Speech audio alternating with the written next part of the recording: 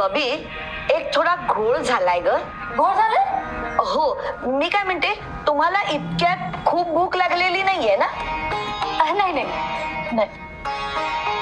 मी नंदिनीला खिचडी टाकायला सांगितली. खिचडी, पापड, लोणचं. हा, पटकन होईल ना? उशीर झालाय ग आधी जेवायला. चालून घ्या काय. चालेल ना, चालेल. ऍक्च्युली मावशी, आईने सगळंच बनवलं होतं. म्हणजे पुरी, भाजी, श्रीखंड, पुलाव, कोशिंबीर, पापड. पण ते काय झालं ना, अचानकच सगळं गायब झालं. गायब कसलं होतं? माझी मुलं जेवली.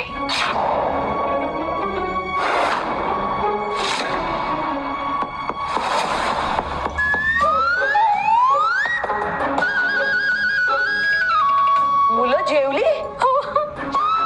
डबू आणि गिंची दोघही ना भूक लागली म्हणायला लागली.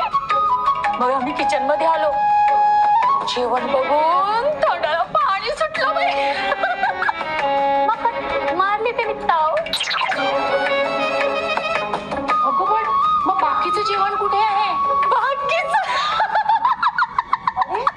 हा सगळा काय प्रकार आहे? मुलांनी बाकीचं काही ठेवलंच नाही. अगं पण 12-15 लोकांचं जेवण दोघं जेवली? अगं वाढती भूक आहे ना मुलांची. इतकी? हो ना. आणि 12-15 लोकांचं जेवण ती दोघच कशी जेवली? अहो भाऊजी, दोघं नाही, मग 3. मी पण त्यांच्यावर जेवले.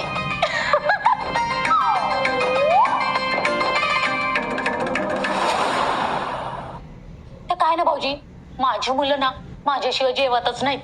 अगं पण एवढं सगळं जेवण जेवण कसं शक्य आहे? माझ्या मुलाला शक्य आहे बाबा. बरं बबी, तू जा. हा, ती खिचडी करणार होतीस ना, कर लवकर आता. हो करते. अगं नंदू, थोडीशी ना आमच्यासाठी पण कर. म्हणजे तुम्ही परत जेवणार आहात? ते आपलं उगीच जरास तुम्हाला वाईट वाटू नये म्हणून.